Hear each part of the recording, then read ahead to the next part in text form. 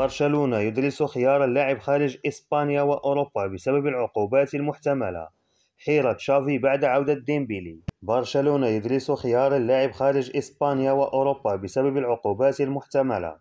أكدت تقارير صحفية كتالونية على أن برشلونة يدرس اقتراحات مثيرة للاهتمام تتضمن مشاركته في بطولات خارج أوروبا، وذلك في ظل إمكانية حرمانه من المشاركة في بطولة دوري أبطال أوروبا الموسم المقبل.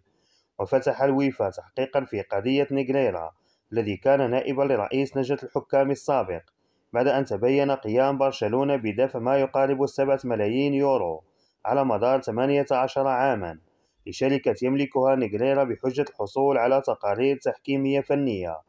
ورغم أن برشلونة أصبح أكثر تفاؤلا بشأن تحقيق الويفا بعد جلوس الرئيس خوان لابورتا مع أليساندر شيفيلين رئيس الويفا قبل بضعة أيام لتبرير موقف النادي، إلى أن الإدارة ما زالت تشعر بالقلق في إمكانية حرمان الفريق من المشاركة في دوري الأبطال. وقرر البارسا تحضير خطة استباقية تتضمن شقين: الأول هو المشاركة في أكثر من بطولة ودية عالمية لتعويض العائدات المالية التي كانت ستدخل للنادي من دوري أبطال أوروبا.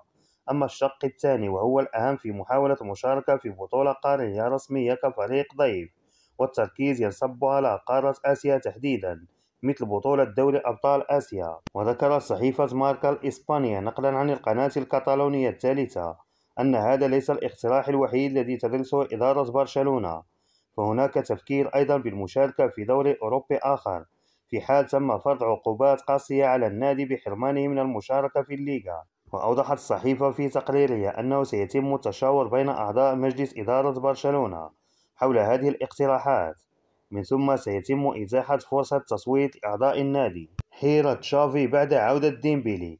تناولت الصحافة الكتالونية تأثير عودة ديمبيلي على تشافي، حيث أشارت إلى أنه بالرغم من الاطمئنان وبالإضافة التي خلفها الفرنسي إلى أنه هناك نوع من أنواع الصداع الإيجابي لمدرب البارسا، فبعودة ديمبيلي ازداد تألق رافينيا، وهو ما سيجعل المفاضلة صعبة فيما بينهما. بالنسبة لتشافي لتشكيلة في الجهة اليمنى، فكيف ستكون الصورة في مواجهة أوساسونا؟